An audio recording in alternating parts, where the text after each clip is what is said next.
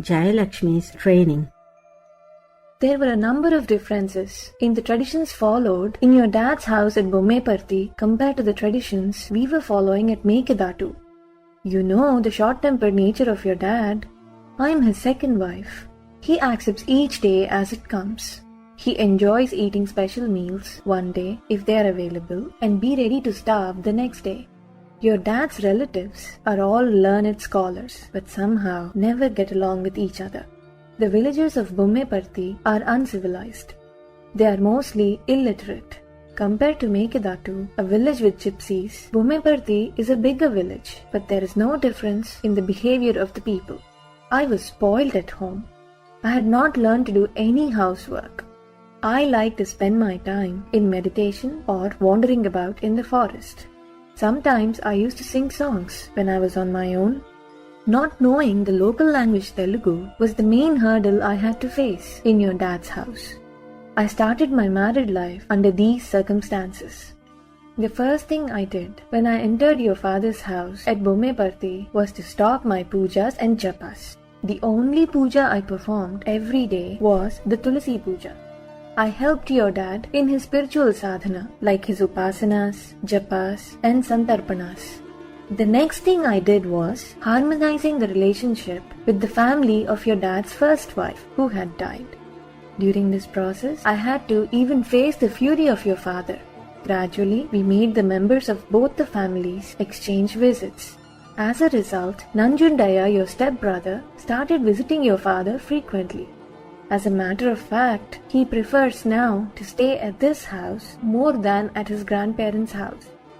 I, who did not know any housework, very soon learnt how to pound rice, how to pound grains, make cakes with cow dung, and look after the cattle. I continued my sadhana and I also taught you. Since I was going to bear children anyway, keeping in mind the future needs and benefits, I welcomed a few good souls into my life.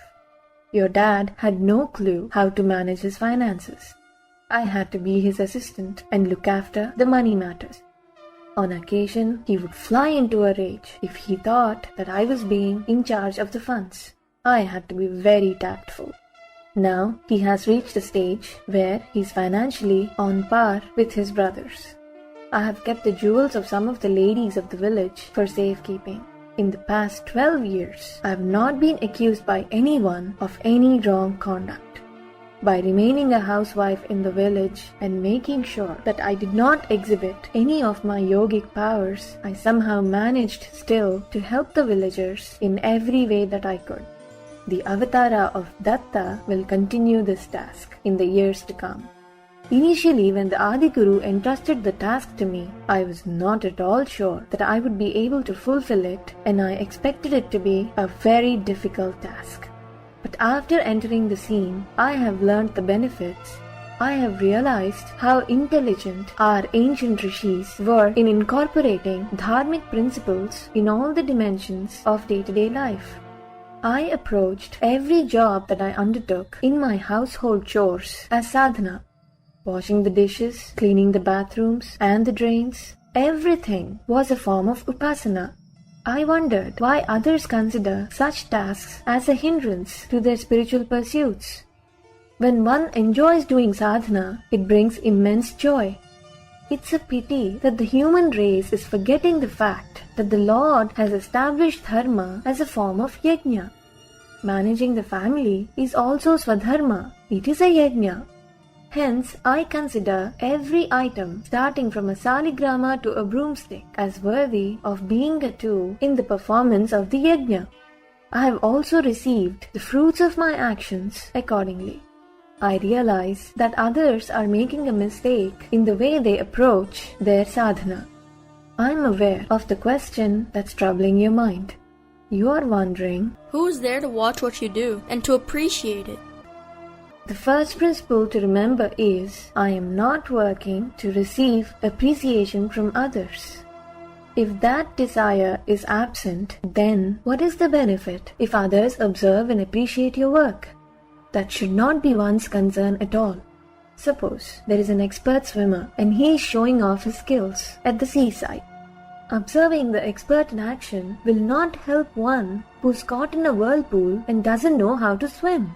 On the other hand, the actions of the expert may help a beginner to know the technique of swimming.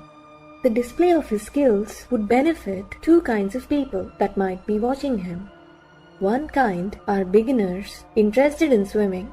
They could pick up a few techniques from their observation. The other kind are those who are eager to improve their own skills.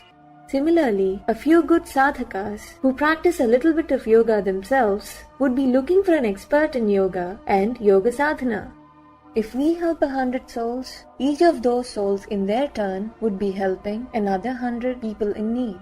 The unfortunate person caught in the whirlpool is not interested in seeing an expert swimmer in action. He is looking for that swimmer who can be daring enough and willing to endanger his own life to come and rescue the victim. Such a savior is also fit to demonstrate his talents to others.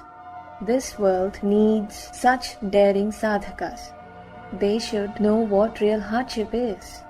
They should be able to demonstrate to the world how, in spite of desperate external conditions since childhood, in spite of lacking any facility for external practices, in spite of not having the company of like-minded pure souls, one can elevate oneself spiritually one step at a time. He should make known to the public the gradual process of transformation that takes place. He should list the obstacles that one would likely face at different stages and tell them how to circumvent these difficulties. While engaged in this activity, he should be tirelessly grabbing and rescuing those unfortunate drowning souls as well. It is to fulfill this need that the Adi Guru himself has resolved to incarnate again and to use me as an instrument in his divine plan.